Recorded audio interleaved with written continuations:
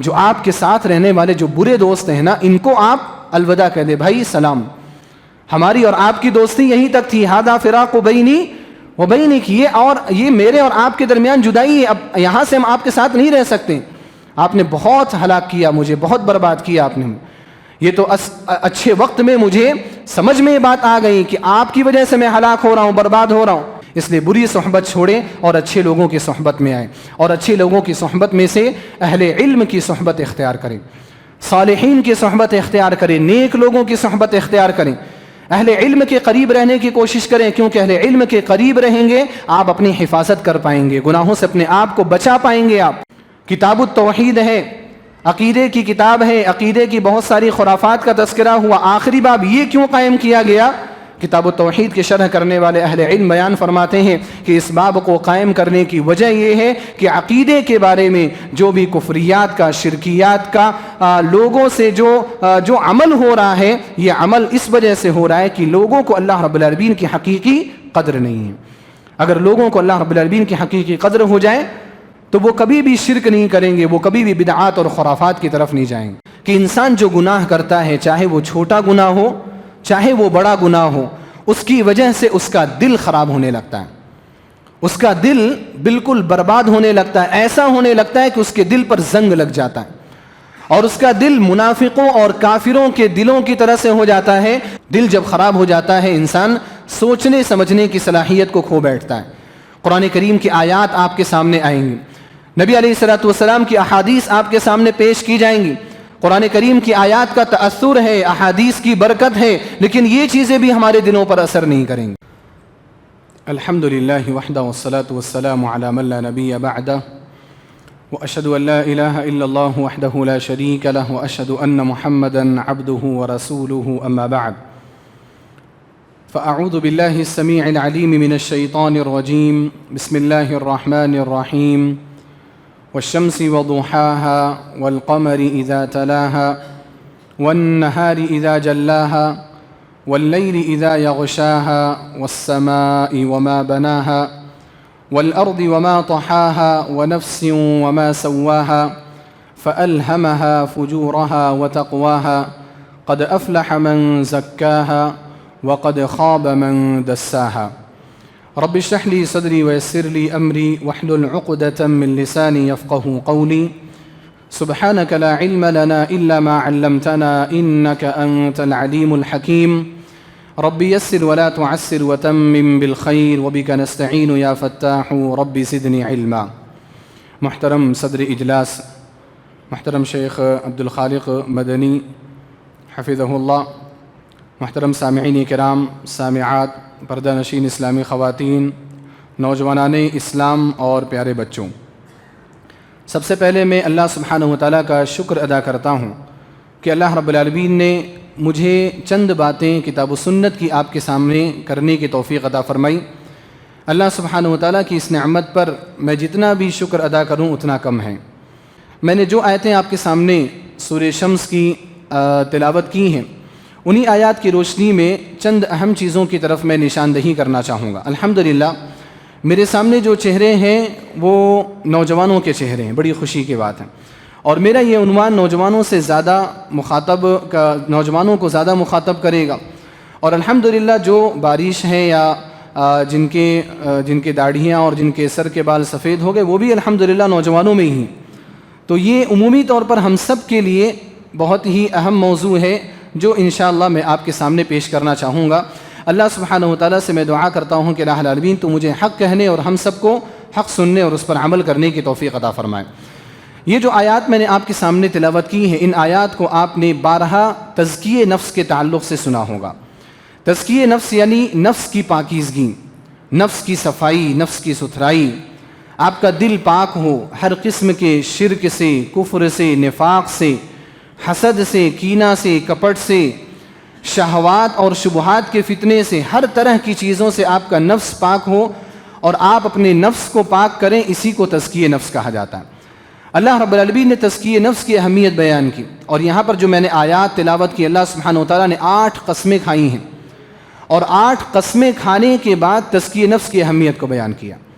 اللہ رب العالمین نے فرمایا والشمس وضحاها، قسم ہے سورج کی اور اس کے اس کے دھوپ کی، والقمر اذا تلاہا قسم ہے چاند کی جب اس کے بعد آئے، والنہار اذا جلاہا قسم ہے دن کی جب وہ اس کو ڈھانپ لے، واللیل اذا یغشاہا قسم ہے رات کی جب وہ دن کو ڈھانپ لے، والسماء وما بناہا قسم ہے آسمان کی اور اللہ سبحانہ وتعالیٰ نے جس طرح سے آسمان کو بنایا ہے اس چیز کی، والسماء وما بناہا والارض وما طحاہا قسم ہے زمین کی اور زمین کو بچھانے کی، ونفس وما سواہا اور قسم ہے نفس کی اور اس کو برابر سرابر پیدا کرنے کی، فألہمہا فجورہا وتقواہا اور پیدا کرنے کے بعد اللہ سبحانہ وتعالیٰ نے اس کے اندر جو فجور رکھا ہے یعنی گناہوں کی طرف میلان، وتقواہا اور اس کے اندر جو تقوی رکھا ہے یعنی خیر کی طرف میلان، اس چیز کی قسم۔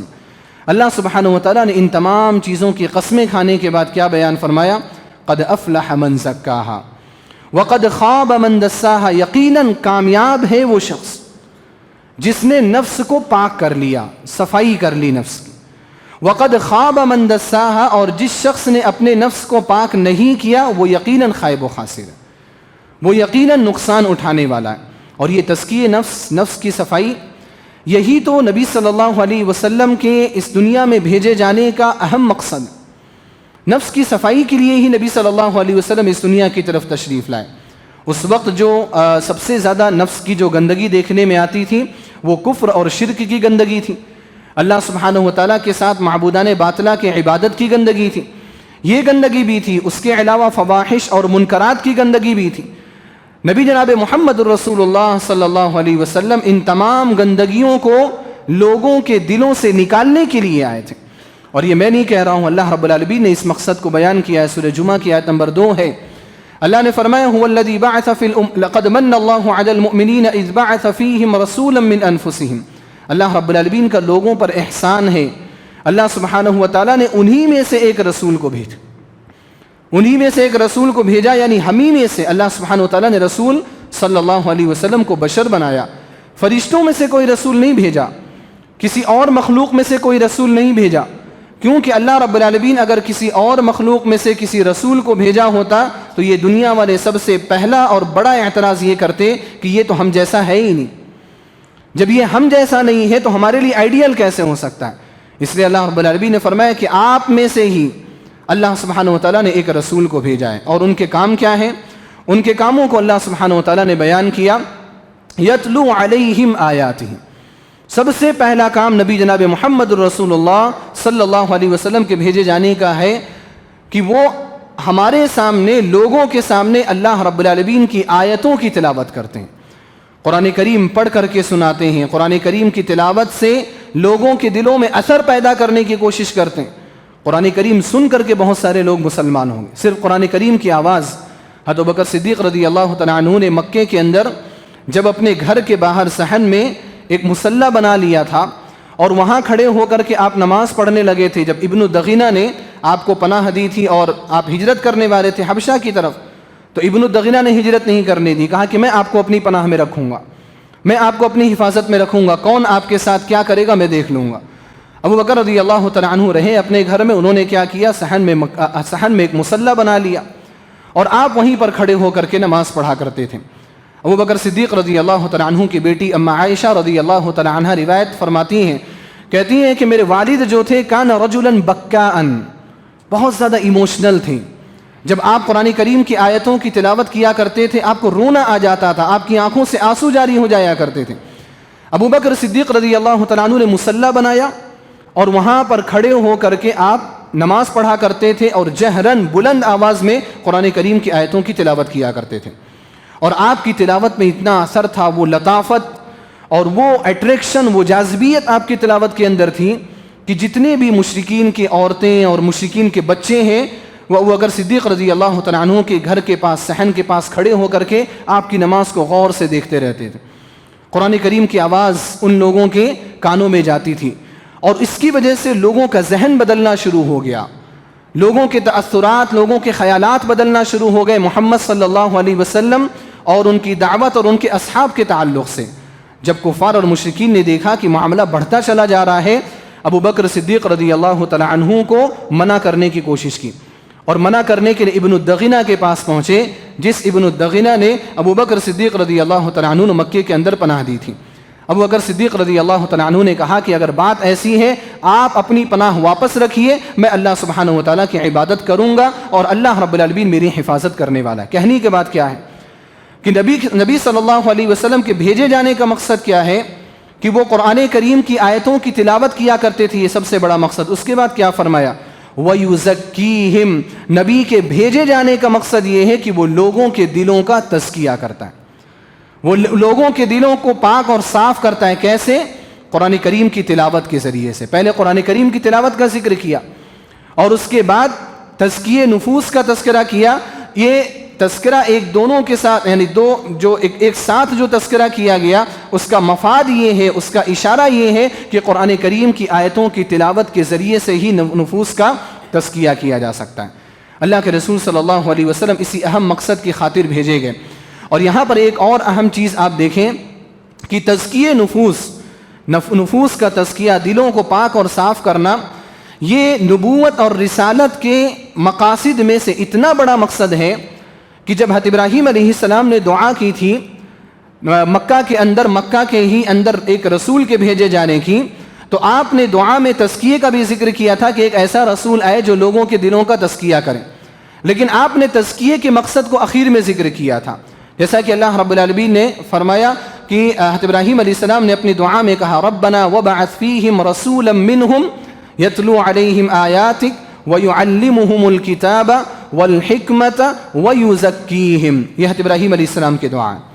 کیا دعا کی تھی ابراہیم علیہ السلام نے کہ اے ہمارے رب، ان لوگوں کے درمیان انہی میں سے ایک رسول ان کے درمیان نازل فرما، ربنا وبعث فیہم رسولا من انفسہم یتلو علیہم آیاتک، جو تیری آیتوں کی تلاوت ان کے سامنے کرے گا، وَيُعَلِّمُهُمُ الْكِتَابَ وَالْحِكْمَةَ، اور لوگوں کو کتاب کی تعلیم دے گا، لوگوں کو حکمت کی تعلیم دے گا، وَيُزَكِّيهِمْ، اور لوگوں کے دلوں کو پاک اور صاف کرے گا۔ حضرت ابراہیم علیہ السلام نے دعا کے اندر 4 مقاصد کا تذکرہ کیا، ان 4 مقاصد میں سے چوتھا اور آخری مقصد نفوس کا تزکیہ ذکر کیا۔ لیکن جب اللہ رب العالمین نے نبی جناب محمد الرسول اللہ صلی اللہ علیہ وسلم کو اس دنیا کی طرف مبعوث فرمایا تو آپ علیہ السلام کے بھیجے جانے کے مقاصد کا تذکرہ کرتے ہوئے تزکیہ نفوس کو چوتھا مقصد نہیں بلکہ دوسرا مقصد ذکر کیا۔ قرآن کریم کی تلاوت کے بعد دوسرا اہم مقصد یتلو علیہم آیاتی ویزکیہم، کہ نبی جو تمہارے پاس آیا ہے وہ اللہ رب العالمین کی آیات کی تلاوت کرنے کے لیے آیا ہے، وہ تمہارے دلوں کو پاک اور صاف کرنے کے لیے آیا ہے، یہ نبی کے بھیجے جانے کا مقصد ہے۔ اور یہی تو مقصد ہے جس کے لیے نبی علیہ السلام نے صحابہ کرام کو دعوت دی، اور یہی وہ مقصد جس کی وجہ سے لوگ آپ علیہ السلام کے خلاف ہو گئے۔ یہ کفار اور مشرکین جو زیادہ نبی علیہ السلام کے خلاف ہوئے، وہ کیوں خلاف ہوئے؟ وہ اپنی خواہشات کا مقابلہ کرنا نہیں چاہتے تھے، وہ اپنی خواہشات سے سمجھوتا کرنا نہیں چاہتے تھے، وہ اپنے دلوں کو پاک اور صاف کرنا نہیں چاہتے تھے، ورنہ بہت سارے ایسے لوگ تھے جن کو اسلام کی حقانیت سمجھ میں آ گئی تھی، آپ صلی اللہ علیہ وسلم کی رسالت کے سچ ہونے کی بات ان کے سامنے ظاہر ہو گئی تھی۔ ابو جہل جیسے بہت سارے لوگ تھے، لیکن انہوں نے یہ سمجھا کہ اگر ہم نے اسلام قبول کیا تو یہ اسلام تزکیے کی دعوت دیتا ہے، ہمیں خواہشات نفسانی سے چھٹکارا حاصل کرنا پڑے گا، انہوں نے اسلام کو ہی سائڈ کر دیا۔ یہ تزکیہ نفوس بڑا اہم مقصد ہے۔ آج کے میرے اس عنوان کا یا اس اجلاس میں جو میرا عنوان ہے وہ اسی تعلق سے ہے کہ انسان اپنے نفوس کا تزکیہ کیسے کرے، اپنے دلوں کو پاک اور صاف کیسے کرے۔ ہم میں بہت سارے ایسے لوگ ہیں جو گناہوں کی زندگی میں ملوث ہیں۔ میں اللہ رب العالمین سے دعا کرتا ہوں کہ اللہ العالمین تو ہم سب کو گناہوں سے محفوظ فرما، ہم سب کو ایمان اور اطاعت والی زندگی نصیب فرما۔ لیکن یہ حقیقت ہے، اس حقیقت کو کہنے میں نہ تو میں ہچکچاہٹ محسوس کروں گا اور نہ ہی آپ سننے میں اس کو ہچکچاہٹ محسوس کریں گے، کیونکہ یہ حق ہے، ہم میں سے ہر شخص گناہوں کی زندگی گزار رہا ہے، اور ہم میں سے ہر شخص الحمدللہ خاص طور پر یہ تو میں کہہ سکتا ہوں کہ جو لوگ دروس سن رہے ہیں، جن کا تعلق مساجد سے وابستہ ہے، جو علماء کے پاس آتے ہیں، علماء سے سوالات کرتے ہیں، کم از کم ان کا یہ تو مقصد ہوتا ہے کہ ہمیں گناہوں کی زندگی نہیں گزارنی ہے، ہمیں اللہ اور اس کے رسول کی اطاعت کی زندگی گزارنی۔ یہ ہر ایک کا مقصد ہوتا ہے، خاص طور پر وہ لوگ جو ہمارے پاس آتے ہیں، جو مساجد میں آتے ہیں، خطبات سنتے ہیں، دروس سنتے ہیں، کم از کم ان کا یہ مقصد ہوتا ہے۔ لیکن یہ مقصد کبھی بھی ہمیں پورا ہوتا نظر نہیں آتا۔ شیطان کا غلبہ اتنا زیادہ ہے، شیطان کا تسلط اتنا زیادہ ہے کہ ہم ایک گناہ چھوڑنے کی کوشش کرتے ہیں، 10 اور گناہ ہمارے سامنے آ کر کے کھڑے ہو جاتے ہیں. آج اس سے توبہ کی، کل وہ گناہ سرزد ہو گیا، کل اس سے توبہ کی، پرسوں وہ گناہ سرزد ہو گیا. انسان اس ڈائلاما میں، اس شبے میں زندگی گزارتا ہے کہ میں کروں تو کیا کروں، میں کیسے اپنے آپ کو کیسے اپنے آپ کی زندگی میں درست کروں، کیسے اپنے آپ کو میں گناہوں سے دور رکھوں. اس فکر میں ہر شخص مبتلا ہے. کیسے ہمیں اپنے آپ کو اس سے نجات دلانی چاہیے، کیسے ہم اللہ اور اس کے رسول کی طاعت کی طرف آ سکتے ہیں. میں وہی چند چیزیں آپ کے سامنے رکھنا چاہوں گا. کیسے ہم اپنے نفس کو پاک کر سکتے ہیں. دیکھیں، ہم میں اگر اس بات کی تمنا ہے اور اس بات کی خواہش ہے کہ ہم اپنی زندگی اللہ اور اس کے رسول صلی اللہ علیہ وسلم کے فرمان کے مطابق گزاریں، اللہ اور اس کے رسول صلی اللہ علیہ وسلم کے فرمان کے مطابق بالکل پاکیزہ، صحیح، سالم، ہر قسم کے گناہ، ہر قسم کی بدعت، ہر قسم کی خرافات، ہر قسم کی فحاشی، ہر قسم کی عیاشی، ان تمام چیزوں سے کٹ کر کے اگر زندگی گزاریں تو چند اہم چیز پر ہمیں ضرور توجہ کرنی پڑے گی. سب سے پہلی چیز یہ ہے کہ ہمیں اس بات کا تہیہ کرنا پڑے گا کہ ہمیں گناہوں سے نکلنا ہے. بڑا مسئلہ یہی بڑا مسئلہ ہے کہ ہم گناہوں سے نکلنا چاہتے ہیں لیکن گناہوں سے نکلنے کی کوشش نہیں کرتے. اپنے نفس کو نہیں سمجھا پاتے کہ یہ گناہ کی زندگی چھوڑنی ہے. لوگوں کے سامنے تو ہم بڑے تقویٰ کی باتیں کر لیتے ہیں کہ نہیں، میں متقی ہونا چاہتا ہوں، میں تہجد پڑھنا چاہتا ہوں، میں پیر اور جمعرات کے روزے رکھنا چاہتا ہوں، میں ایام بیض کے روزے رکھنا چاہتا ہوں، میں خواہشات پر کنٹرول کرنا چاہتا ہوں. لیکن یہ بات صرف لوگوں کے حد تک ہوتی ہے، اپنی حد تک ہم اس کی اصلاح کرنے کی فکر نہیں کرتے. سب سے پہلی چیز یہی ہے کہ اپنے نفس کو منوانا پڑے گا، اپنے نفس کو اس بات پر لانا پڑے گا کہ ہمیں اس زندگی کو الوداع کہنا ہے، ہمیں اس زندگی کو چھوڑ دینا ہے. اور نفس بڑا خطرناک ہے، نفس ماننے کو تیار نہیں ہے. ہم بہت زیادہ اس کو سمجھانے کی کوشش کریں لیکن نفس ماننے کو تیار نہیں. کیسے نفس کو منوایا جائے، کیسے اس بات کا قائل اس کو کرایا جائے کہ نہیں، یہ زندگی اچھی نہیں ہے، ہمیں اطاعت والی زندگی گزارنی ہے. اس کے لیے ہمیں نفس کو یہ بتلانے کی ضرورت ہے کہ اگر تم گناہ والی زندگی گزارو گے تو اس میں تمہارا دنیاوی خسارہ بھی ہے اور اخروی خسارہ بھی. اور دنیاوی خسارہ میں اس لیے مقدم کر رہا ہوں اگرچہ اخروی خسارہ یعنی آخرت کا خسارہ ہمارے لیے بہت ہی برا خسارہ ہے، کیونکہ اگر جو آخرت میں کامیاب ہو گیا اسی کے لیے بڑی کامیابی، آخرت میں جو ناکام ہو گیا اس کے لیے سب سے بڑی ناکامی. لیکن میں دنیاوی خسارہ یہاں پر اس لیے مقدم کر رہا ہوں کیونکہ ہمارا ذہن دنیاوی ہے اور یہ حقیقت ہے. ہم دنیا کے حساب سے سائنٹیفک ریزن سے سب سے پہلے سوچنے اور سمجھنے کی کوشش کرتے ہیں، بعد میں آخرت کی چیزیں ہمارے پاس آتی ہیں. حالانکہ ایسا ہونا نہیں چاہیے. ہم مومن ہیں، ہم ایمان والے ہیں، ہمارے لیے آخرت مقدم ہونی چاہیے. لیکن دنیاوی نقصانات اگر بتائیں تو ہو سکتا ہے یہ آخرت کی تمہید کے لیے بھی کافی ہو. دنیاوی نقصانات ہیں، اخروی نقصانات ہیں، یہ اپنے نفس کو سمجھانا پڑے گا. دنیاوی نقصانات کیا ہیں؟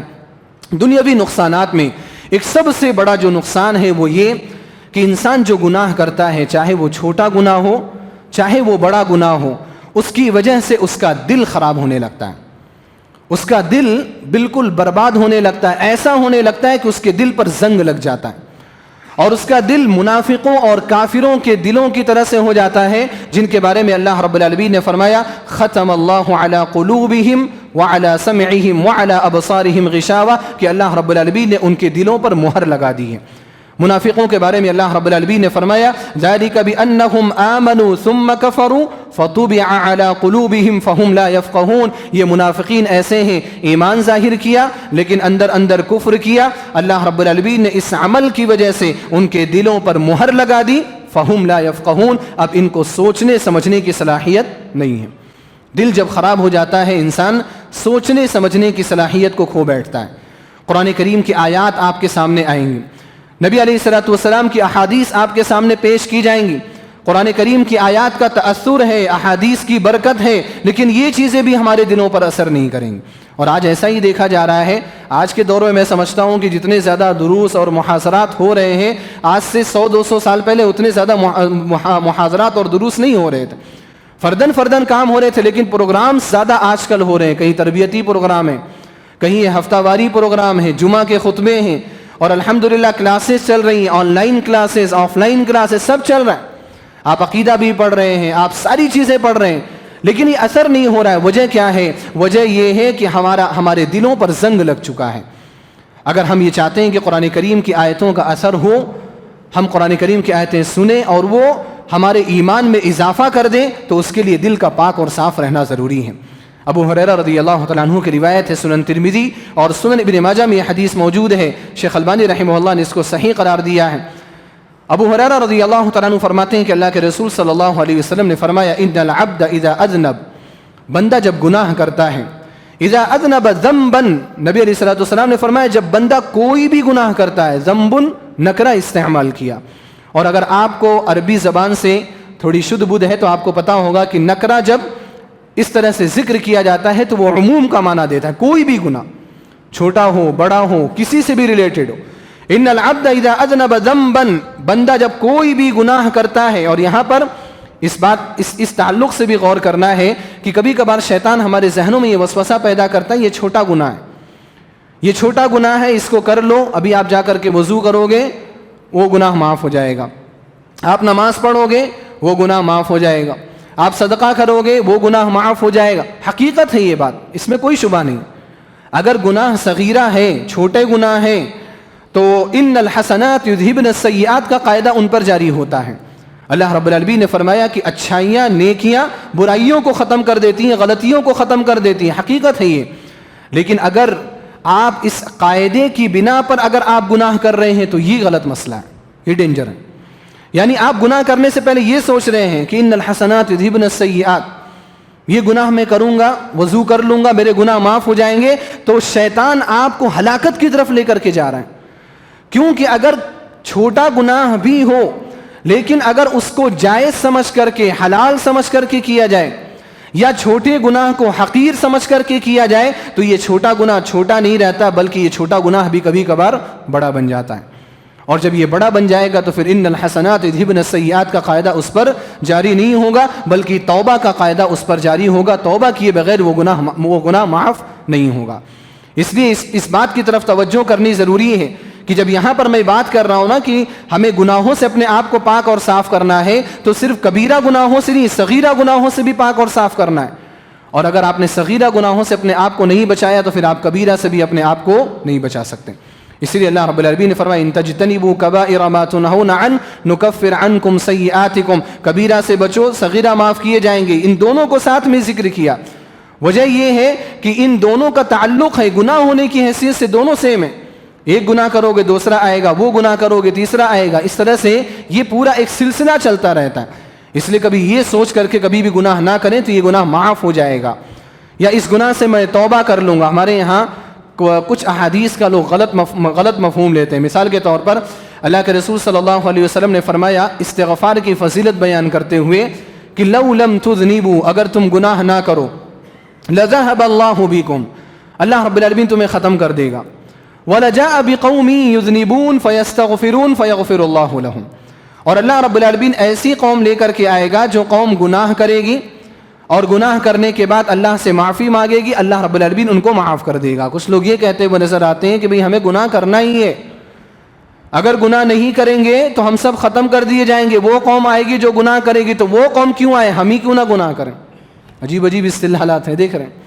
احادیث کو اسی لیے کہا جاتا ہے کہ اہل علم سے سمجھنا چاہیے۔ علماء حدیث کی صحیح تفسیر اور صحیح تشریح آپ کے سامنے پیش کر سکتے ہیں، حدیث صحیح ہے، لیکن یہ بات جاننے کی ضرورت ہے کہ احادیث کس مقصد کے لیے پیش کی جا رہی ہے، اس مقصد کو سمجھنا بہت ضروری ہے۔ اللہ کے رسول صلی اللہ علیہ وسلم نے جو پوری حدیث ہمیں سنائی ہے، یہ اس لیے نہیں سنائی ہے کہ انسان گناہ کرتا رہے، بلکہ اس لیے سنائی ہے کہ انسان کو استغفار کی فضیلت معلوم ہو۔ آپ علیہ الصلوۃ والسلام نے استغفار کی اور توبہ کی فضیلت کو بتانے کے لیے یہ بات کہی ہے، اس لیے نہیں کہی ہے کہ انسان گناہ کرے۔ اس کو ایک اور مثال سے میں سمجھاتا ہوں۔ اللہ کے رسول صلی اللہ علیہ وسلم نے ایک مرتبہ کہا لَوَدِدْتُ أَنِّي أُقْتَلُ فِي سَبِيلِ اللَّهِ، میں چاہتا ہوں کہ میں اللہ رب العالمین کے راستے میں شہید کر دیا جاؤں، ثم احیا، پھر زندہ کیا جاؤں، ثم اقتل، پھر شہید کر دیا جاؤں، ثم احیا، پھر زندہ کیا جاؤں، ثم اقتل، پھر شہید کیا جاؤں۔ اللہ کے رسول صلی اللہ علیہ وسلم کی اس حدیث کا مفہوم کیا ہے؟ کوئی بتا سکتا ہے آپ میں سے کہ آپ علیہ الصلوۃ والسلام اس حدیث سے ہم کو کیا بتانا چاہتے ہیں؟ بولیے۔ شہادت کی فضیلت، احسنت، اللہ رضائے خیر عطا فرمائے آپ کو۔ اللہ کے رسول صلی اللہ علیہ وسلم اس حدیث سے، اس جملے سے شہادت کی فضیلت بیان کرنا چاہتے ہیں، قتل و غارت گری کی نہیں۔ کوئی انسان اگر اس سے یہ استدلال کرے کہ دیکھو نبی علیہ الصلوۃ والسلام نے تو قتل کرنے اور قتل کیے جانے کی بات، اس چیز کو آپ نے پسند فرمایا اور اس کے لیے آپ نے خواہش کی، تو یہ مقصد نہیں ہے۔ اور یہاں اہل علم نے یہ بھی ذکر کیا ہے کہ نبی علیہ الصلوۃ والسلام نے جو یہ کہا کہ میں قتل کیا جاؤں، احادیث میں یہ ہے کہ اگر کوئی کسی نبی کو قتل کرے تو اس سے بدبخت آدمی کوئی نہیں ہے۔ اور یہاں پر قتال کی بات ہے تو قتال میں نبی بھی کسی کو قتل کر سکتا ہے، اگر کوئی شخص نبی کے ہاتھوں قتل ہو جائے اس سے بھی بدبخت کوئی آدمی نہیں ہے۔ تو نبی صلی اللہ علیہ وسلم کسی کو بہت زیادہ بدبخت بنانے کے ارادے سے یہ بات نہیں کہہ رہے، یہ شہادت کی فضیلت بیان کی جا رہی۔ اس کو ایک اور مثال سے میں سمجھا دوں، شاید اس کی وجہ سے ایک اور الگ والا شبہہ میرا ہم لوگوں کا ختم ہو جائے۔ تقدیر کا مسئلہ بڑا آتا ہے نا ہمارے یہاں، جب تقدیر کی بات آتی ہے نا تو بہت زیادہ کنفیوژن، بہت زیادہ شکوک اور شبہات ہمارے ذہنوں میں ہوتے ہیں۔ بہت سارے لوگ سوال کرتے ہیں کہ جب ہمارے شقی ہونے کا، ہمارے سعید ہونے کا فیصلہ کیا جا چکا ہے، ہمارے جنتی ہونے کا، جہنمی ہونے کا فیصلہ کیا جا چکا ہے، ہم عمل کیوں کریں؟ ہم عمل کیوں کریں؟ یہ سوال ایسا نہیں ہے کہ جو آج کے دور میں پیدا ہو رہا ہے، یہ سوال نبی صلی اللہ علیہ وسلم کے زمانے میں بھی پیدا ہوا۔ صحابہ کرام نے اس تعلق سے بھی آپ سے سوال کیا، آپ علیہ الصلوۃ والسلام نے کیا فرمایا؟ اعملوا فکل میسر لما خلق لہ، تمہیں عمل تو کرنا ہے، عمل کرو، ہر شخص ویسا ہی عمل کرے گا جس کے لیے اس کو پیدا کیا گیا اور اس کے لیے وہ عمل آسان کر دیا جائے گا۔ تو یہ سوال ہمارے ذہنوں میں بھی پیدا ہوتا ہے، اس کے بہت سارے جوابات ہیں، میں اس طرف نہیں جاؤں گا، بس ایک جانب آپ کی توجہ مبذول کرانا چاہتا ہوں، وہ یہ کہ اللہ رب العالمین نے جو یہ بات ہمیں بتائی ہے کہ اللہ سبحانہ و تعالیٰ آپ کے پیدا کرنے سے پہلے آپ کے بارے میں جانتا ہے کہ آپ جنتی ہوں گے یا جہنمی ہوں گے، اس بات کے بتانے کا مقصد کیا ہے؟ اس بات کے بتانے کا مقصد یہ تو نہیں ہے نا کہ آپ شبہ میں پیدا ہو جائیں، یا آپ شبہ میں پڑ جائیں، یا آپ یہ کہنے لگیں کہ میں کوئی عمل نہیں کروں گا، میں نیک بننے کی کوشش نہیں کروں گا، یہ مقصد تو ہرگز نہیں ہو سکتا۔ اہل علم نے، ابن قیم الجوزیہ رحمہ اللہ وغیرہ نے اس کا مقصد کیا بیان کیا کہ دیکھو اللہ رب العالمین نے جو بات بتائی ہے، اللہ سبحانہ و تعالیٰ اپنے کمال علم کو بتانا چاہتا ہے کہ اللہ رب العالمین کا علم کامل ہے، اس کا علم کمال درجے کا ہے کہ وہ آپ کے پیدا ہونے سے پہلے آپ کی ساری کنڈلی کے بارے میں جانتا ہے۔ اللہ سبحانہ و تعالیٰ نے کمال علم کی بات کو بتانے کے لیے تقدیر کی بات ہمیں بتائی، لیکن ہم اس کو اپنے لیے شبہات کا اور اپنے لیے فتنوں کا ذریعہ بنا لیتے ہیں۔ تو اس لیے ہمیں ایک اہم اور قاعدے کی بات آپ لوگوں کے سامنے بولنا چاہتا ہوں کہ ہمیشہ اس بات کی طرف آپ توجہ رکھیں کہ کوئی بھی آیت یا کوئی بھی حدیث آ رہی ہے، اس کا اصل مقصد شریعت کی نظر میں کیا ہے، اس آیت اور اس حدیث سے اسی اصل مقصد کو سمجھنا چاہیے۔ دوسرے اور بھی مقاصد ہو سکتے ہیں، لیکن ان مقاصد کے بارے میں دیکھنا ہے، اگر وہ مقاصد شریعہ ہیں، شریعت کے مقاصد ہیں تو وہ مقبول ہوں گے، لیکن اگر وہ شریعت کے مقصد سے ٹکرا رہے ہوں گے، ہمیں اسلام سے دور کرنے والے ہوں گے، ہمیں فتنہ میں ڈالنے والے ہوں گے، تو وہ کبھی بھی اللہ رب العالمین کا، شارع کا اور شریعت کے مقاصد کبھی بھی نہیں ہو سکتے۔ تو اس لیے گناہوں کے بارے میں کبھی بھی ہمیں یہ نہیں سوچنا چاہیے کہ ہمیں گناہ کرنا ہے اور یہ اللہ سبحانہ و تعالیٰ کو مطلوب ہے، یہ چیز اللہ رب العالمین کو مطلوب نہیں ہے، بلکہ اللہ سبحانہ و تعالیٰ کو کیا مطلوب ہے؟ اللہ سبحانہ و تعالیٰ کو استغفار مطلوب ہے، اللہ رب العالمین اس کو پسند کرتا ہے۔ لہذا ہمیں اس بات کا تہیہ کرنا چاہیے کہ ہمیں اپنے گناہوں سے توبہ کرنی، ہمیں اللہ رب العالمین کی طرف آنا ہے، ہمیں اس زندگی کو چھوڑنا ہے اور اپنے نفس کو یہ سمجھانا ہے کہ ہم اپنے نفس کو گناہوں سے بچائیں۔ اور نبی علیہ الصلوۃ والسلام نے بھی فرمایا کہ ان المؤمن یا ان العبد اذا اذنب ذنبا، کہ بندہ جب بھی کوئی گناہ کرتا ہے، دنیاوی نقصان سب سے بڑا کیا ہوتا ہے؟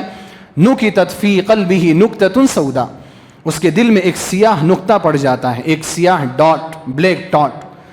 آپ علیہ الصلوۃ والسلام نے فرمایا اگر اس کے بعد اس نے استغفار کیا، اللہ سے توبہ کی، معافی مانگی، سُقِلَ قلبہ، تو اس کا دل پاک اور صاف ہو جاتا۔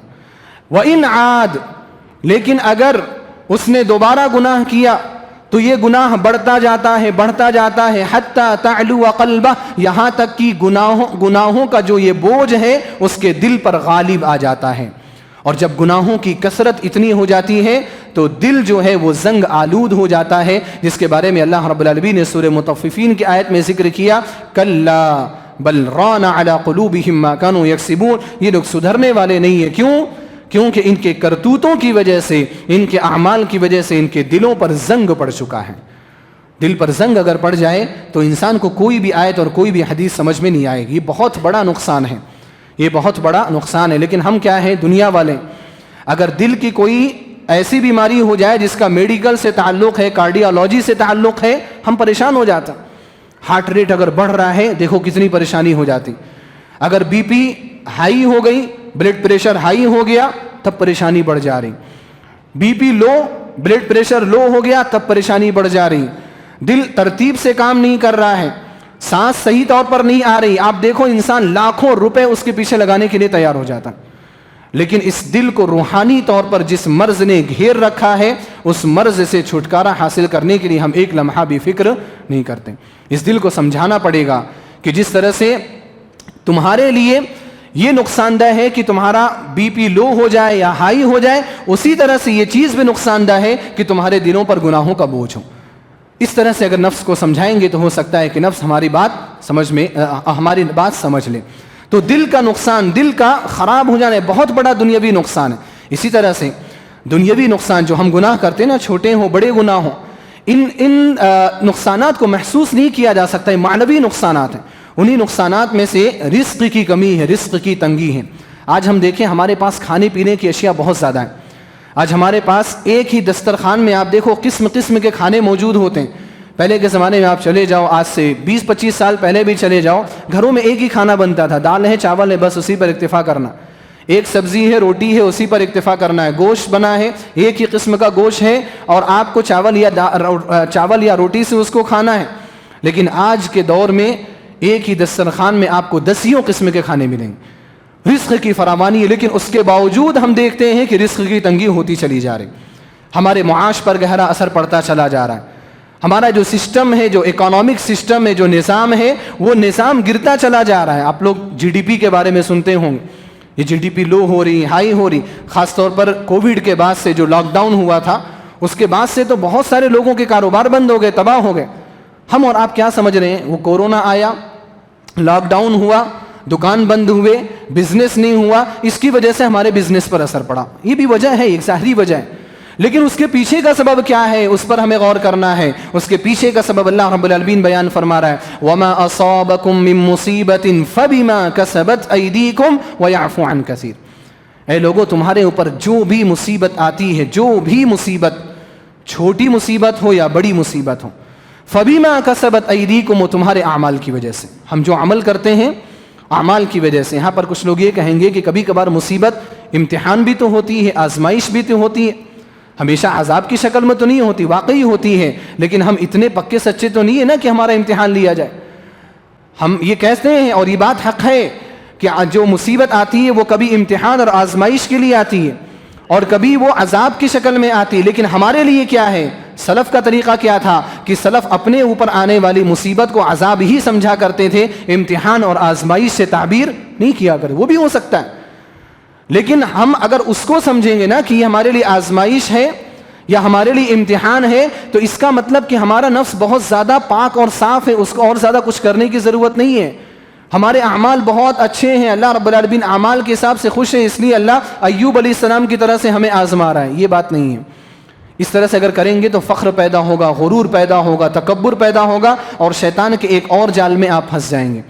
اس لیے سلف کا یہ ماننا ہے, علم کا یہ ماننا ہے, مصیبت آ رہی نا تو اس کو عذاب ہی سمجھو. کچھ نہ کچھ گناہ ہوا ہوگا آپ سے, اسی وجہ سے یہ مصیبت تمہارے اوپر آ رہی ہے. حتیٰ کہ سلف میں سے بعض کا یہ بھی قول ہے کہ وہ کہا کرتے تھے کہ اگر میرے گھر میں پلا ہوا جانور ہے اور وہ جانور میرے ساتھ بدسلوکی کر رہا ہے, کبھی کبھار آپ نے پالا ہے, گائے ہے, بیل ہے, بھینس ہے, بکرا ہے, بکری ہے, مرغا ہے, مرغی ہے, یہ کبھی کبھار تنگ کرتے ہیں, کبھی بھاگ گیا, مرغا ہی بھاگ گیا نکل کر کے, اب پکڑ رہا ہے انسان, پورے محلے میں دوڑ رہا ہے, بھاگ رہا ہے, کوئی پریشانی نہیں ہے, پریشانی ہے. تو سلف یہ کہا کرتے تھے کہ اگر جانور بھی مجھے پریشان کر رہا ہے, جانور بھی بدسلوکی کر رہا ہے, تو یہ بھی کہیں نہ کہیں میرے کسی گناہ کی وجہ سے عذاب دیا جا رہا ہے. یہ سلف کا طرز عمل تھا. ہم اور آپ اپنے آپ کو بہت زیادہ پاکیزہ سمجھتے ہیں کہ ہمارے یہاں کوئی گناہ نہیں ہے, اس لیے ہمارے یہاں ہمارے لیے آزمائش اور امتحان ہو. ایسا نہیں کرنا چاہیے. عذاب سمجھیں گے تو محاسبے کا وقت ملے گا, محاسبے کی نعمت ملے گی, اعمال کا محاسبہ کریں گے آپ. لیکن عذاب نہیں سمجھیں گے تو کبر اور تکبر کی طرف چلے جائیں گے. تو تو وما اصابکم من مصیبہ فبما کسبت ایدیکم، اللہ نے کیا فرمایا آگے، ویعفو عن کثیر، اور اللہ تو اتنا رحمان ہے رحیم ہے کہ وہ تمہارے بہت سارے گناہوں کو تو معافی کر دیتا ہے، کچھ نہیں کرتا اس پر، اور اگر اس پر کچھ کرے تو کیا ہوگا؟ سورہ نحل میں اللہ رب العالمین نے بیان فرمایا وَلَوْ يُؤَاخِذُ اللَّهُ النَّاسَ بِظُلْمِهِمْ مَا تَرَكَ عَلَى ظَهْرِهَا مِن دَابَّةٍ، کہ اللہ رب العالمین اگر لوگوں کے ہر گناہ کی وجہ سے ان کی پکڑ کرنے لگے تو اس روئے زمین پر کوئی بھی جاندار باقی نہیں بچے گا، اللہ سبحانہ وتعالی سب کو ہلاک کر دے گا۔ وَلَكِنْ يُؤَخِّرُهُمْ إِلَىٰ أَجَلٍ مُّسَمًّى، اللہ رب العالمین مہلت دیتا ہے ایک وقت تک کے لیے کہ بندہ تو سدھر جا، ابھی بھی تیرے پاس مہلت ہے، تو توبہ کر لے۔ تو اس لیے گناہوں کی جو آثار ہیں، یعنی ہمارے اوپر مصیبتیں آتی ہیں، ہمارے رزق کی تنگی ہوتی ہے، یہ سب کی سب چیزیں کس سے ریلیٹڈ ہیں؟ ہمارے گناہوں کی وجہ سے۔ اہل مکہ پر اور بعض بستیوں پر جو عذاب آیا اس کی وجہ کیا تھی؟ یہی تھی۔ اللہ رب العالمین نے فرمایا وَضَرَبَ اللَّهُ مَثَلًا قَرْيَةً كَانَتْ آمِنَةً مُطْمَئِنَّةً، اللہ رب العالمین ایک قریے کی مثال بیان کر رہا ہے، ایک شہر کی مثال بیان کر رہا ہے۔ بعض اہل تفسیر کہتے ہیں کہ شہر سے مراد شہر مکہ ہے، دوسری بستی بھی کوئی ہو سکتی ہے۔ وَضَرَبَ اللَّهُ مَثَلًا قَرْيَةً كَانَتْ آمِنَةً مُطْمَئِنَّةً، وہ شہر والے امن کے ساتھ اطمینان کے ساتھ زندگی گزارتے تھے۔ یأتیہا رزقہا رغدا من کل مکان، ان کا رزق آرام سے خوشحالی کے ساتھ ہر جگہ سے ان کے پاس آتا تھا۔ فکفرت بانعم اللہ، لیکن اس بستی والوں نے اللہ رب العالمین کی نعمتوں کا انکار کیا، اللہ سبحانہ وتعالیٰ کی ناشکری کی۔ فَأَذَاقَهَا اللَّهُ لِبَاسَ الْجُوعِ وَالْخَوْفِ بِمَا كَانُوا يَصْنَعُونَ، اللہ رب العالمین نے ان کو بھوک کا اور خوف کا لباس پہنایا ان کے اعمال کی وجہ سے۔ رزق کم ہوا کہ نہیں ہوا؟ یہ جو معاشی تنگی کی ہم شکایت کرتے ہیں، یہ کہیں نہ کہیں ہمارے گناہوں سے اس کا تعلق ہے۔ اللہ رب العالمین نے کہا ہے کہ ہم اس طرح سے تمہیں آزمائیں گے، تمہارے مال کو، تمہاری اولاد کو، تمہاری تجارت کو کم کر کے ہم تمہیں آزمائیں گے۔ یہ کہیں نہ کہیں ہمارے گناہوں کی وجہ سے ہیں۔ اس لیے ہمیں اپنے نفس کو سمجھانا ہے کہ اگر تم گناہ کرو گے، اخروی تو ہے ہی، دنیاوی نقصانات بہت سارے ہیں، دنیاوی نقصانات اتنے زیادہ ہیں کہ ہم انہی کا مقابلہ نہیں کر سکتے۔ اور بھی بہت سارے دنیاوی نقصانات ہیں، لیکن میں سب کی تفصیل آپ کے سامنے نہیں رکھ سکتا، مجھے اور بھی چیزیں آپ کے سامنے ذکر کرنی۔ اسی طرح سے اخروی نقصانات کے بارے میں اس کو سمجھانا ہے کہ یہ دنیا چند روزہ ہے، تو کب تک جیے گا؟ تو خواہشات کے پیچھے بھاگ رہا ہے، اپنے نفس کو مخاطب کر کے میں کہہ رہا ہوں، تو خواہشات کے پیچھے بھاگ رہا ہے، تجھے شراب پینی ہے، تجھے حرام کھانا ہے، تجھے نیو ایئر کی پارٹی کرنی ہے، تجھے برتھ ڈے منانا ہے، تجھے اینیورسری منانا ہے، تجھے نماز پڑھنے میں اچھا نہیں لگتا، لیکن تو کب تک جیے گا؟ کر لے اپنی مرضی کا، کب تک جیے گا؟ تیری زندگی کتنی ہے؟ 60 سال؟ 60 سال کس نے دیکھا ہے؟ نوجوان ایسے چلتے پھرتے گر جا رہے ہیں اور ان کی وفات ہو جا رہی، بچوں کی وفات ہو جا رہی۔ ابھی ایک ڈاکٹر صاحب سے بات ہوئی، بچوں میں شوگر آ رہا ہے بہت زیادہ، اللہ محفوظ فرمائے ہمارے بچوں کو۔ یعنی بڑی بڑی بیماریاں جو بڑھاپے میں کہیں جا کر کے لوگوں کو آتی تھیں، وہ بیماریاں بچوں کو آ رہی ہیں آج کل۔ کبھی بھی کسی کا کوئی پتہ نہیں ہے کہ کوئی اس دنیا سے کب چلا جائے۔ کب تک تو عیاشی کرے گا؟ کب تک تو خواہشات کے پیچھے بھاگے گا؟ اس کو سمجھانا، ایک نہ ایک دن تو تجھے مرنا ہے، مرنے کے بعد کیا ہوگا؟ اب وہ کہے گا کہ مرنے کے بعد کچھ بھی نہیں ہوگا، ایسی جو مر گئے ختم، لیکن اس کو سمجھانا ہے کہ نہیں، مرنے کے بعد کچھ نہیں ہوگا، ایسا کیسے ہو سکتا ہے؟ ہر چیز کا ایک ابتدائی حصہ ہوتا ہے اور ہر چیز کا ایک انتہائی حصہ ہوتا ہے۔ انسانوں کی انتہا بس اتنی ہے کہ مر گیا اور اس کو قبر میں ڈال دیے، بس ختم۔ اس دنیا کا کوئی فائدہ نہیں، اس دنیا کے اندر جو ظلم کر کے گیا ہے، اگر آخرت نہیں ہے تو بس ظلم کر کے نکل گیا، بس وہ تو اچھے میں رہا، وہ تو فائدے میں رہا۔ اس نفس کو یہ سمجھانا ہے کہ اگر تو گناہ کرتے کرتے مر گیا اور تیرا یہ عقیدہ ہے کہ مرنے کے بعد کچھ نہیں ہوگا، تو پھر امریکہ یورپ والے بڑے اچھے لوگ ہیں، کم سے کم وہ دنیا کے تو مزے لے رہے ہیں، تو کیوں اپنے بہت سارے تو مزے بھی نہیں لے پا رہا ہے؟ پھر تو کرے گا تو کرے گا کیا؟ اس کو سمجھانا ہے کہ نہیں، آخرت ہے، مرنے کے بعد سوال ہوگا، مرنے کے بعد اللہ کے سامنے حاضر کیا جائے گا، مرنے کے بعد تیرے نامہ اعمال تیرے سامنے پیش کیے جائیں۔ کیا تو یہ چاہتا ہے کہ تیرے نامہ اعمال میں لوگوں کے سامنے یہ بتایا جائے کہ تو یہ غلط کام کرتا تھا، تو وہ غلط کام کرتا تھا؟ ایسا نفس کبھی بھی نہیں چاہے گا۔ تو اس کو یہ سمجھانا ہے کہ یہ اخروی نقصانات ہیں، جن نقصانات کی طرف تو جانے کی کوشش کر رہا ہے۔ اللہ رب العالمین نے جن بستیوں کو تباہ و برباد کیا اور جن کے قصے ہمارے سامنے ذکر کیے، ان کی وجہ کیا تھی؟ ان کی ہلاکت کی وجہ یہی تھی کہ ان لوگوں نے گناہ کیا، اپنے نفس پر ظلم کیا۔ اللہ رب العالمین نے فرمایا فَكُلًّا أَخَذْنَا بِذَنبِ، ہم نے جتنی بستیاں تھیں تمام بستیوں کو ان کے گناہوں کی وجہ سے ہلاک اور برباد کیا۔ فَكُلًّا أَخَذْنَا بِذَنبِ فَمِنْهُمْ مَنْ أَغْرَقْنَا عَلَيْهِ، فمنہم فکلا اخذنا بذنبہ فمنہم من اخذتہ الصیحہ، کچھ ایسے تھے جن کو چیخ نے اپنی گرفت میں لے لیا، ومنہم من خسفنا بہ الارض، کچھ ایسے تھے جن کو اللہ رب العالمین نے زمین میں دھسا دیا، ومنہم من اغرقنا، کچھ ایسے تھے جن کو اللہ نے ڈبا کر کے مار دیا۔ اللہ نے آگے کیا فرمایا؟ وما كان اللہ لیظلمہم ولکن كانوا انفسہم یظلمون، اللہ نے ان پر ظلم نہیں کیا۔ یہ سب ان کے ساتھ کیوں ہوا؟ کیونکہ وہ اپنے نفس پر ظلم کرتے تھے۔ ظلم کا معنی کیا ہے؟ گناہ کیا کرتے تھے۔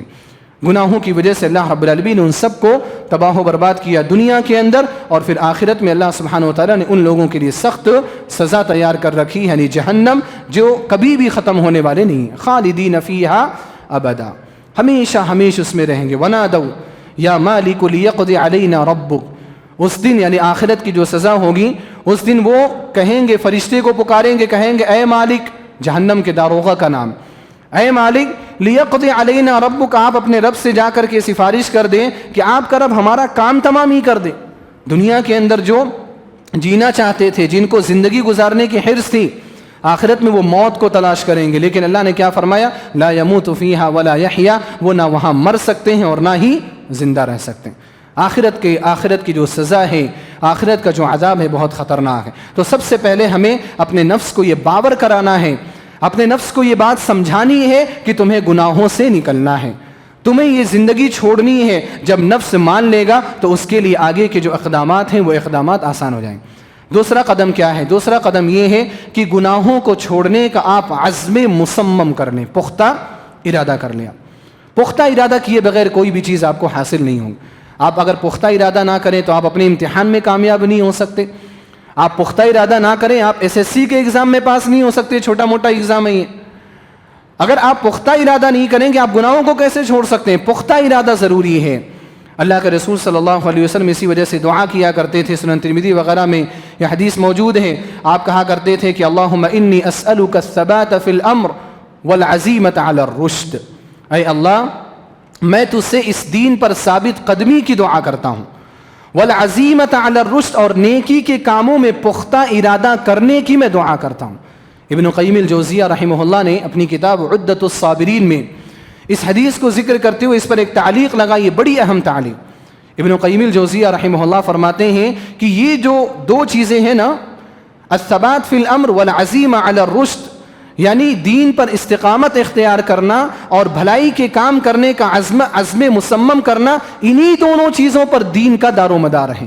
بڑی بات کہی، اللہ اکبر، یعنی پورے دین کا دار و مدار انہی دونوں چیزوں کے اوپر ہے کہ آپ استقامت والی زندگی گزاریں اور آپ اچھائی کے کام کرنے کا عزم مصمم کریں، کیونکہ عزم مصمم کریں گے تو کوئی مائی کلال آپ کو اچھا کام کرنے سے روک نہیں سکتا۔ آپ پختہ ارادہ کریں کہ گناہ چھوڑنا ہے اور ہمیں اچھائی کی طرف آنا ہے۔ پختہ ارادہ کیسے ہوگا؟ پختہ ارادہ ایسے ہی ہوتا ہے کہ آپ گناہ چھوڑ دیں فوراً۔ اگر آپ داڑھی نہیں رکھ پا رہے ہیں، داڑھی کاٹنے کے گناہ میں آپ ملوث ہیں، آپ فوراً آج ہی عزم مصمم کر لیں کہ مجھے چھوڑ دینا ہی ہے۔ اگر آپ موبائل کے فتنے میں مبتلا ہیں، آج ہی عزم مصمم کر لیں کہ میں ان تمام چیزوں کو چھوڑ دینے والا ہوں۔ پختہ ارادہ کیے بغیر کوئی بھی بات بننے والی نہیں۔ اگر آپ نے پختہ ارادہ نہیں کیا ہے تو یہ پورا درس آپ کے لیے بے فائدہ، کوئی بھی فائدہ نہیں اس درس کے سننے کا۔ اس لیے اہم چیز ہے کہ آپ پختہ ارادہ کریں، پہلے اپنے نفس کو منوائیں، پھر پختہ ارادہ کریں کہ واقعی اب میں ان ساری چیزوں کو چھوڑ کر کے میں اطاعت کی زندگی کی طرف آ رہا ہوں۔ تیسری اہم چیز، پختہ ارادہ کرنے کے بعد سب سے ضروری امر آج کے ماحول کے لحاظ سے، برے دوستوں کو چھوڑ دیں۔ آپ جو آپ کے ساتھ رہنے والے جو برے دوست ہیں نا، ان کو آپ الوداع کہہ دیں، بھائی سلام، ہماری اور آپ کی دوستی یہیں تک تھی، ھذا فراق بینی و بینک، یہ میرے اور آپ کے درمیان جدائی ہے، اب یہاں سے ہم آپ کے ساتھ نہیں رہ سکتے۔ آپ نے بہت ہلاک کیا مجھے، بہت برباد کیا آپ نے۔ یہ تو اچھے وقت میں مجھے سمجھ میں یہ بات آ گئی کہ آپ کی وجہ سے میں ہلاک ہو رہا ہوں، برباد ہو رہا ہوں، ورنہ پتہ نہیں کیا ہو جاتا۔ بہت سارے ہمارے نوجوان بھائی ایسے ہیں جو بڑے اچھے ہیں، دل کے، نیکی کا جذبہ بھی رکھتے ہیں اور گناہوں سے دور بھی رہنا چاہتے ہیں، لیکن بری صحبت یا بری دوستی ایک ایسی چیز ہے نا کہ وہ انچاہے وہ ان گناہوں میں ملوث ہو جاتے ہیں۔ مثال کے طور پہ آج 1 جنوری ہے، بہت سارے لوگ پارٹیوں میں گئے ہوئے، اور پارٹیاں بھی ایسی جس میں شراب، شباب، کباب سب کچھ ہیں۔ ہمارے بہت سارے نوجوان ایسے ہوتے ہیں جو نہ چاہتے ہوئے اس میں چلے جاتے ہیں۔ کیوں؟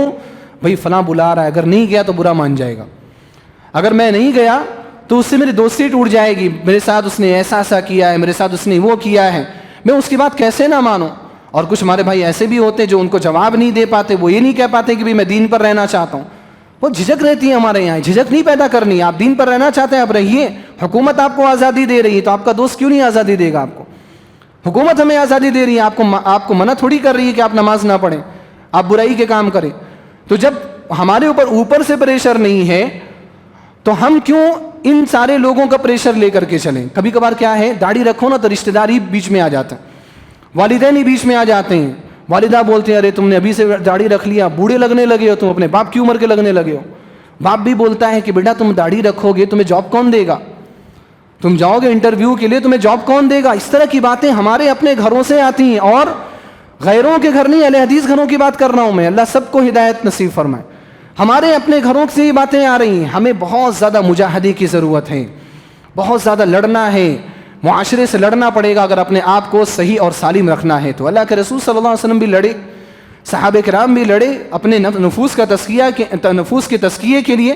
ہمیں وہ لڑائی نہیں لڑنی پڑ رہی ہے جو وہ لوگ لڑے تھے، لیکن کم سے کم ہم باتوں سے اور بحث و مباحثہ سے تو کم سے کم ہم بات کر سکتے ہیں. ہمیں اپنے معاشرے سے لڑنا پڑے گا. تو اس لیے یہ جو بری صحبت ہے، بری صحبت کو آپ چھوڑ دیں. اللہ رب العالمین نے فرمایا کچھ لوگ قیامت کے دن ایسے آئیں گے جن کو ان کی بری صحبت نے ہی گمراہ کیا ہوگا. وہ اچھے لوگ ہوں گے، اچھائی کی طرف آنا چاہتے ہوں گے، لیکن جب وہ وہاں پر آئیں گے تو ارادہ صرف فائدہ نہیں دے گا، صرف ارادہ فائدہ نہیں دے گا اچھائی کا. وہاں پر تو اچھائی فائدہ دینے والی ہے نا. اللہ رب العالمین نے فرمایا اللہ رب العالمین نے فرمایا کہ اس دن وَيَوْمَ يَعَضُّ الظَّالِمُ عَلَى يَدَيْهِ، ظالم جو ہے اپنے ہاتھوں کو کاٹے گا. ظالم سے مراد گناہ کرنے والا انسان، گناہگار اپنے ہاتھوں کو کاٹے گا. ہاتھوں کو کاٹنے سے مراد اتنا غصہ ہوگا اپنے آپ پر وہ کہ وہ بس توڑ پھوڑ کر دے، کسی کو مار دے تو وہ کسی کو تو وہاں پر کچھ نہیں کر پائے گا، اپنے ہی ہاتھ کو چباتا پھرے گا. وَيَوْمَ يَعَضُّ الظَّالِمُ عَلَى يَدَيْهِ، کیا کہے گا؟ یقول یا لیتنی اتخذت مع الرسول سبیلا، کاش کہ میں نے رسول کا راستہ اپنایا ہوتا.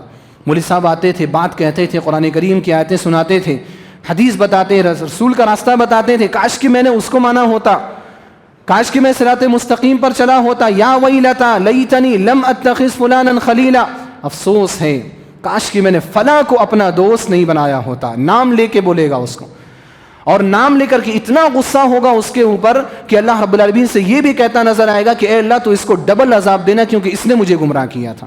لیکن اللہ رب العالمین کیا فرمائے گا؟ لِكُلٍّ ضِعْفٌ وَلَكِنْ لَا تَعْلَمُونَ، ہر ایک کو ڈبل عذاب ملے گا. اس نے اگر گمراہ کیا تو تم گمراہی میں آئے کیوں؟ تمہارے پاس ہدایت نہیں تھی، قرآن کریم تمہارے پاس نہیں تھا، بیانات تمہارے پاس نہیں تھے، اہل علم تمہارے پاس نہیں تھے، اس کے باوجود تم گمراہ رہے. کیا تمہارے پاس ایکسکیوز ہے؟ تمہارے پاس کیا عذر ہے؟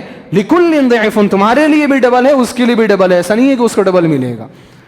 تو ظالم کیا کہے گا؟ کاش کہ میں نے اپنے رسول کا راستہ اپنایا ہوتا. اہل تفسیر کہتے ہیں کہ یہ جو آیت ہے بڑی اہم چیز جو میں آپ کے سامنے ذکر کر رہا ہوں. یہ جو آیت ہے، یہ آیت کس کے بارے میں نازل ہوئی ہے؟ عقبہ بن ابی معیط کے بارے میں، جو مشرکین کا بڑا ہی ظالم اور سرکش آدمی تھا، اللہ کے رسول صلی اللہ علیہ وسلم کو تکلیفیں پہنچایا کرتا تھا. یہ عقبہ بن ابی معیط، اس کے بارے میں آتا ہے کہ یہ نبی صلی اللہ علیہ وسلم کی باتوں سے متاثر ہو گیا تھا. بعض روایات میں یہ ہے کہ اس نے اسلام اندر قبول بھی کر لیا تھا، اور بعض روایات میں ہے کہ اسلام قبول نہیں کیا تھا، اسلام قبول کرنے جا رہا تھا لیکن اسلام قبول نہیں کر سکا، کفر پر مرا. وجہ جانتے ہیں کیا؟ وجہ اس کا دوست. کس کا دوست؟ عقبہ بن ابی معیط کا دوست. عقبہ بن ابی معیط کا دوست تھا امیہ ابن خلف، جو بلال رضی اللہ تعالیٰ عنہ کا پہلے آقا تھا، جو اسلام لانے کی وجہ سے بلال رضی اللہ تعالیٰ عنہ پر ظلم کیا کرتا تھا. ابو بکر رضی اللہ تعالیٰ عنہ نے امیہ ابن خلف سے خرید کر کے بلال رضی اللہ تعالیٰ عنہ کو آزاد کر دیا تھا. یہ امیہ ابن خلف، اسی نے عقبہ بن ابی معیط کے دل میں کفر کی محبت پیدا کی، اور عقبہ بن ابی معیط مسلمان نہیں ہو پایا. وجہ کیا تھی؟ اس کا دوست کون تھا؟ امیہ ابن خلف دوست تھا. اسی طرح سے آپ دیکھیں واقعہ بہت بار بار آپ سنتے ہیں، لیکن اس ناحیے سے آپ سنیں. ابو طالب کے جب آخری وقت تھا، اللہ کے رسول صلی اللہ علیہ وسلم کے محسن، آپ کے غمخوار، آپ کا دفاع کرنے والے، جب تک آپ زندہ رہے کوئی بھی مشرک آپ کو ٹچ کرنے کی ہمت نہیں رکھتا تھا. ابو طالب ایسے تھے. لیکن جب آخری وقت آیا، اللہ کے رسول صلی اللہ علیہ وسلم اسلام کی امید لے کر کے ان کے پاس پہنچے.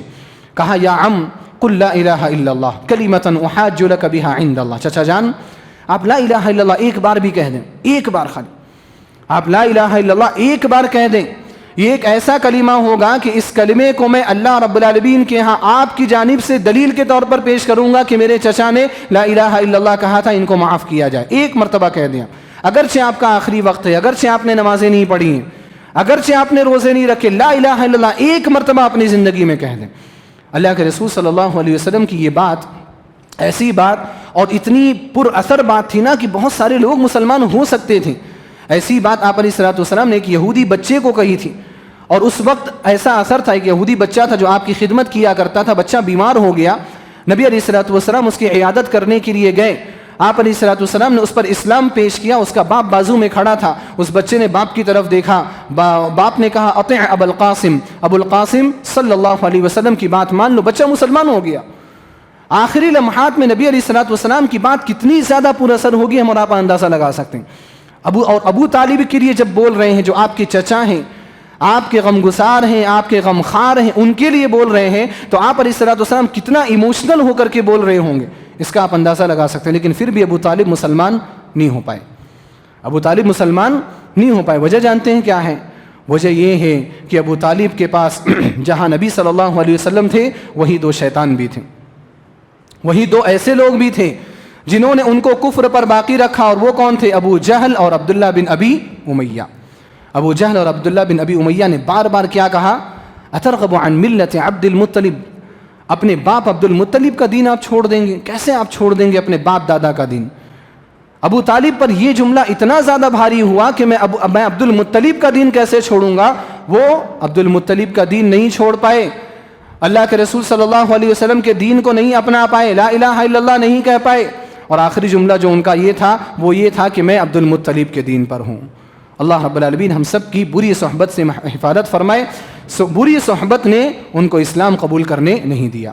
اگر ابو جہل اور عبداللہ بن ابی امیہ اگر وہاں نہ ہوتے تو کیا ہوتا، اس کا اندازہ ہم اور آپ صحیح طور پر کر سکتے ہیں. لہذا میں خصوصی طور پر اپنے نوجوانوں سے اور نوجوان بہنوں سے بھی میں گزارش کرنا چاہوں گا کہ دیکھیں آپ کی دوستی بڑی اہم ہے، خاص طور پر آج کے زمانے میں. آپ کے پاس اگر موبائل نہیں ہے، آپ کے دوست کے پاس اگر موبائل ہے تو وہ فحاشی آپ کو دکھائے گا. آپ کے پاس اسباب نہیں ہے، وہ اسباب پیدا کرے گا. بہت سارے لوگ اسباب پیدا کر رہے ہیں صرف گمراہ کرنے کے لیے. اس لیے بری صحبت چھوڑیں اور اچھے لوگوں کی صحبت میں آئیں، اور اچھے لوگوں کی صحبت میں سے اہل علم کی صحبت اختیار کریں، صالحین کی صحبت اختیار کریں، نیک لوگوں کی صحبت اختیار کریں. اہل علم کے قریب رہنے کی کوشش کریں، کیونکہ اہل علم کے قریب رہیں گے آپ اپنی حفاظت کر پائیں گے، گناہوں سے اپنے آپ کو بچا پائیں گے آپ. اور اہل علم وہ افراد ہوا کرتے ہیں جو اگر آپ کے ساتھ رہیں تو آپ کی غلطیوں پر نشاندہی کرتے ہیں، تنبیہ کرتے ہیں. اور اسی وجہ سے تو بہت سارے لوگ اہل علم کے ساتھ رہنا نہیں چاہتے. بہت سارے لوگ مولوی صاحب کے ساتھ رہنا نہیں چاہتے. کیوں؟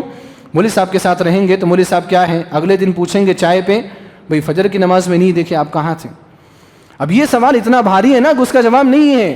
اس لیے مولوی صاحب کو ادھر سے آتا دیکھ کر کے ادھر سے نکل جائیں گے. مولوی صاحب السلام علیکم، دور سے ہی نکل جائیں گے، قریب بھی آنے کی کوشش نہیں کریں گے. وجہ مولوی صاحب تنبیہ کرتے ہیں.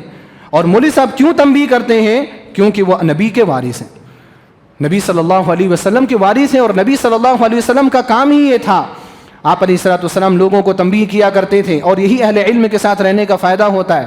ابو ذر رضی اللہ تعالیٰ عنہ نے ایک مرتبہ بلال رضی اللہ تعالیٰ عنہ کو جب ان کی ماں کے تعلق سے طعنہ دے دیا، غصے میں آ کر کے، صحابہ کرام بھی بشر تھے، ان سے بھی غلطیاں ہو جایا کرتی تھیں. ابو ذر رضی اللہ تعالیٰ عنہ نے ان کو برا بھلا کہہ دیا.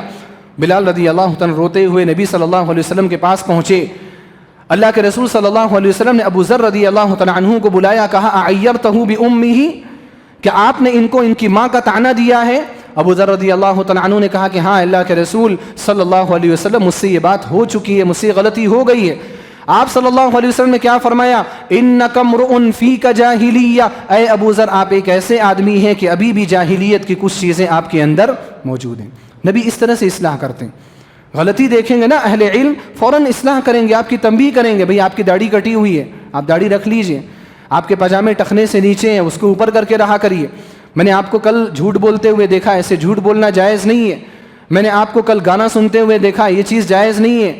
بہت ساری چیزوں پر آپ کی تنبیہ کریں گے، آپ کی زندگی اچھی ہو جائے گی اگر آپ اچھی زندگی بنانا چاہتے ہیں تو اس لیے ہمیں علماء کی صحبت میں رہنا ہے، ہمیں صالحین کے صحبت میں رہنا ہے. بہت سارے لوگوں کو خراب کرنے والا یہ ماحول ہے، جس ماحول میں ہم اور آپ زندگی گزار رہے ہیں، اس ماحول کو یا تو بدل دینا ہے، کبھی کبھار ہو سکتا ہے کہ آپ کو ہجرت کرنے کی بھی ضرورت پڑے، جس محلے میں آپ رہ رہے ہیں اس محلے میں کوئی نمازی نہیں ہے، آپ اس محلے کو چھوڑ کر کے ایسے محلے میں آ جائیں جہاں نمازی حضرات ہیں، وہاں رہیں گے تو نماز کا جذبہ بھی پیدا ہوگا۔ وہ واقعہ آپ کو یاد ہوگا جس نے بنی اسرائیل میں سے 99 لوگوں کا قتل کیا تھا، پوچھا کہ میری توبہ قبول ہوگی یا نہیں، کسی عبادت گزار کے پاس پہنچا دیا گیا، اس نے کہا کہ تیری توبہ قبول نہیں ہوگی، اس نے اس کو بھی مارا، سینچری پوری کی، آگے بڑھا، پوچھا کوئی عالم ہے، عالم کے پاس لے کر کے جایا گیا، عالم نے کیا کہا؟ عالم نے جو نصیحت کی وہ اہم ہے، عالم نے کہا وَمَن يَحُولُ بَيْنَكَ وَبَيْنَ التَّوْبَةِ، تمہارے درمیان اور توبہ کے درمیان کون حائل ہو سکتا ہے؟ تم توبہ کرو، اللہ رب العالمین تو شرک جیسے گناہ کو معاف کر دیتا ہے، یہ تو اس سے تو چھوٹا ہی گناہ ہے،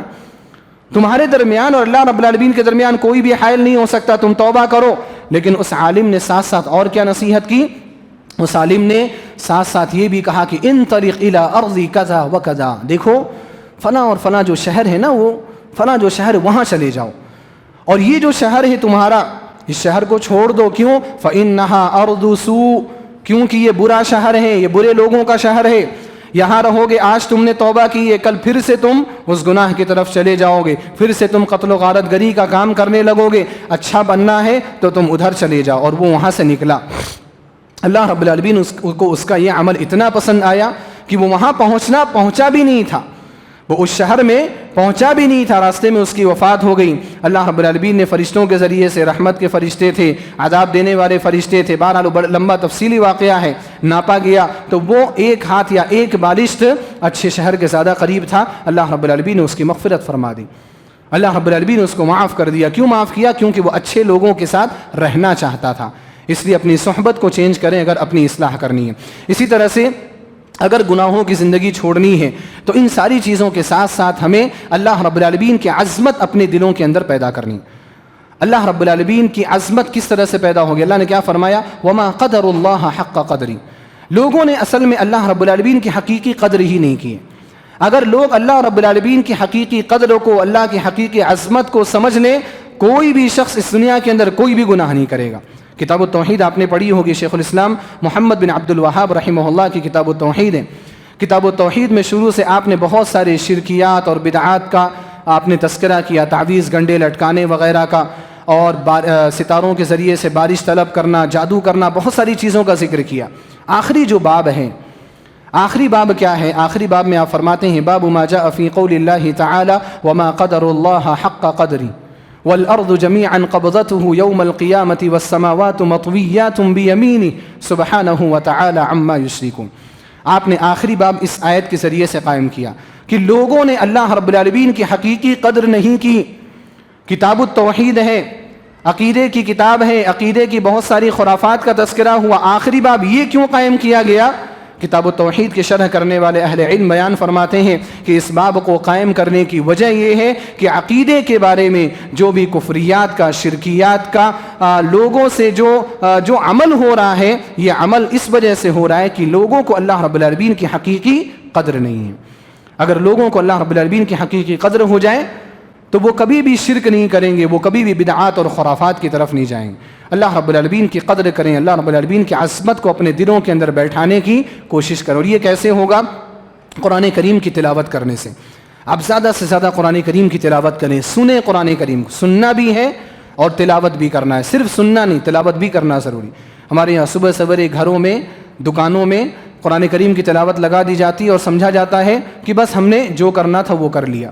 صرف اتنا کافی نہیں ہے، وہ بھی کریے آپ، وہ بھی اچھی چیز ہے، آپ سنیے، سننا بھی نبی علیہ الصلوۃ والسلام کی سنت ہے قرآن کریم کی تلاوت کو، لیکن قرآن کریم کی تلاوت کرنا اصل آپ کے لیے ہے۔ آپ اس کی تلاوت کریں گے، اللہ رب العالمین کی عظمت کے قائل ہوں، اللہ سبحانہ وتعالیٰ کے جو اسماء و صفات ہیں ان کا علم حاصل کریں۔ اللہ غفور ہے، رحمان ہے، رحیم ہے، یہ کیا ہے؟ اللہ رب العالمین کے اتنے اسماء ہیں، اتنے صفات ہیں کہ اگر آپ ان کی تفسیر جانیں گے نا تو آپ اللہ رب العالمین کے اور قریب ہوں گے، اللہ کی عظمت اور بڑھے گی۔ اب آپ سوچیں، اگر کسی کو یہ پتا ہے کہ ان اللہ علیم بذات الصدور، اللہ رب العالمین سینے کے اندر کی بات کو بھی جاننے والا ہے، کیا وہ کبھی گناہ کا ارادہ بھی کرے گا؟ اگر کسی کو یہ پتا ہے کہ یعلم خائنۃ الاعین، اللہ رب العالمین آنکھوں کی خیانت کو بھی جانتا ہے، کہ کیا اس کی آنکھیں خیانت کریں گی؟ یہ کیوں کر رہی ہیں؟ کیونکہ اللہ رب العالمین کی صفات ہمیں پتہ نہیں، ہم اللہ کی عظمت کو نہیں جانتے تو اللہ کی عظمت کو آپ جانیں۔ ایک آخری چیز بول کر کے میں اپنی بات ختم کروں گا۔ اگر آپ اچھی زندگی گزارنا چاہتے ہیں، نیکی کی زندگی، اطاعت کی زندگی، اور بری زندگی سے، گناہوں کی زندگی سے اپنے آپ کو دور کرنا چاہتے ہیں، نماز قائم کریں۔ نماز بہت اہم چیز ہے۔ اللہ رب العالمین نے فرمایا وَأَقِمِ الصَّلَاةَ إِنَّ الصَّلَاةَ تَنْهَى عَنِ الْفَحْشَاءِ وَالْمُنكَرِ۔ آپ نماز قائم کریں، یہ حکم نبی علیہ الصلوۃ والسلام کو ہے۔ عقیم واحد کا لفظ ہے، اگرچہ ہم سب کو ہے، لیکن خطاب اللہ رب العالمین نے نبی صلی اللہ علیہ وسلم سے کیا کہ آپ نماز کی پابندی کریں۔ کیوں؟ کیونکہ نماز فحش اور منکر کاموں سے آپ کو روکتی ہے۔ فحش خواہشات نفسانی سے جڑے ہوئے سارے کام، اور منکر ہر وہ غلط کام جو شریعت کے خلاف ہوں۔ ان تمام چیزوں سے کون سی چیز روکتی ہے؟ نماز آپ کو روکتی ہے۔ اچھائی کی شروعات نماز سے ہوتی ہے، اچھا بننے کی شروعات نماز سے ہوتی ہے۔ آپ دیکھو، اگر کوئی نوجوان اچھا بننا چاہتا ہے تو پہلے وہ داڑھی نہیں چھوڑتا، پہلے نمازوں کا پابند ہوتا ہے۔ جب نماز کا پابند ہو جاتا ہے، اپنے آپ اس کی داڑھی چھوٹ جاتی۔ بیچارہ دیکھتا ہے کہ میں لوگوں کے پاس کھڑا ہوں، اچھے لوگوں کی صحبت میں رہتا نا، داڑھی والوں کے بازو میں نماز پڑھ رہا ہوں، میں کیوں بغیر داڑھی کروں؟ وہ بھی داڑھی رکھ لیتا ہے۔ اچھائی کی شروعات کہاں سے ہوئی؟ نماز سے ہوئی۔ اور اسی وجہ سے اہل علم، خطباء، مقررین، واعظین نماز پر سب سے زیادہ توجہ دیتے ہیں، سب سے زیادہ۔ ہم میں سے بعض نوجوانوں کو نا یہ گلہ ہوتا ہے، شکوہ ہوتا ہے، جب دیکھو جب نماز، جب دیکھو جب نماز، جب دیکھو جب نماز۔ مولوی صاحب کے پاس کوئی ٹاپک نہیں ہے، NRC آیا مولوی صاحب کچھ نہیں بولے، کووڈ آیا مولوی صاحب کچھ نہیں بولے، یہ آیا کچھ نہیں بولے، حکومت قائم کرنی ہے کچھ نہیں بولے، یہ بہت دنیا بھر کی باتیں بولتے رہتے ہیں ہمارے نوجوان۔ لیکن نماز کیوں بولتے ہیں؟ دیکھو، اگر نماز آپ کی زندگی کے اندر آ گئی نا تو خود آپ اپنے اندر ہی اچھائیاں پیدا کرنے کی فکر میں لگ جائیں گے کہ میں کیسے اچھا بنوں۔ اور آپ مولوی صاحب کے پاس خود آ کر کے پوچھیں گے کہ مولوی صاحب یہ چیز حلال ہے یا حرام ہے، آپ بول دیں گے اگر حرام ہے شریعت کی روشنی میں آج سے چھوڑ دوں گا اس کو۔ کیوں؟ کیونکہ آپ نماز قائم کرتے ہیں۔ نماز قائم کریں آپ۔ نماز سے اچھائی کی شروعات ہوتی ہے، اچھی زندگی کی شروعات ہوتی ہے۔ اور نمازوں کی پابندی میں سب سے اہم فجر کی نماز کی پابندی۔ اور فجر کی نماز جو ہے وہ خواہشات سے بھی روکتی ہے اور منکرات سے بھی روکتی ہے، اور وہ آپ کو خواہشات پر کیسے کنٹرول پایا جائے نا اس کی تربیت بھی دیتی ہے۔ کیونکہ آپ فجر میں اٹھ کر کے آتے ہیں، اٹھنے کا جی چاہتا ہے نہیں چاہتا ہے؟ جو مولوی صاحب آپ کے فجر میں جو نماز پڑھاتے ہیں نا، آپ ان سے بھی پوچھ لینا۔ ایسا تھوڑی کہ مولوی صاحب کو نیند نہیں آتی اس لیے فجر کی نماز پڑھانے آ جاتے ہیں، ان کو بھی بڑی گہری نیند آتی ہے، ان کو بھی سونے کا من کرتا ہے، ان کو بھی کمبل اور گدے کو چھوڑنے کا من نہیں کرتا، ان کا بھی من نہیں کرتا کہ پانی کو ٹچ کریں، ان کا بھی من وہاں سے نہیں نکل، لیکن پھر بھی آتے ہیں۔ کیوں آتے ہیں؟ اخلاص کے لیے آتے ہیں، کیونکہ فرض نماز۔ یہاں پر تربیت کس چیز کی ہو رہی ہے؟ خواہشات پر کنٹرول کرنے کی۔ اگر آپ یہاں سے خواہشات پر کنٹرول کریں گے نا تو پھر آپ حرام پر بھی اپنے خواہش پر تھوڑا سا بریک لگائیں گے کہ نہیں، ہمیں حرام سے بھی رکنا ہے، چاہے وہ حرام مال کے اعتبار سے ہو، چاہے وہ حرام عورتوں کے تعلق سے ہو، کسی بھی چیز کے تعلق سے۔ ہر طرح کی محرم چیز پر کنٹرول کرنے میں نماز آپ کے لیے بہت زیادہ ممد اور معاون اور مددگار ثابت ہوگی۔ اس لیے اللہ رب العالمین نے وَأَقِیمُوا الصَّلَاةَ وَأَقِیمُوا الصَّلَاةَ وَأَقِیمُوا الصَّلَاةَ قرآن کریم میں 10 مرتبہ حکم دیا ہے کہ اے لوگوں نماز کی پابندی کرو۔ اللہ سبحانہ وتعالیٰ سے میں دعا کرتا ہوں الہ العالمین تو ہم سب کو اچھی زندگی نصیب فرما، الہ العالمین تو ہم سب کو دنیا میں بھی اچھی زندگی نصیب فرما، آخرت میں بھی اچھی زندگی نصیب فرما، اور ہم سب کو جہنم کے عذاب سے محفوظ فرما۔ الہ العالمین تو ہم سب کو گناہوں سے محفوظ فرما، صغیرہ اور کبیرہ ہر قسم کے گناہوں سے محفوظ فرما۔ الہ العالمین تو ہمیں شبہات کی اور شہوات کی فتنے سے محفوظ فرما۔ الہ العالمین تو ہمیں ہمارے صغیرہ اور کبیرہ گناہوں کو معاف فرما۔ آمین وآخر دعوانا الحمد للہ رب العالمین۔ السلام علیکم ورحمۃ اللہ وبرکاتہ۔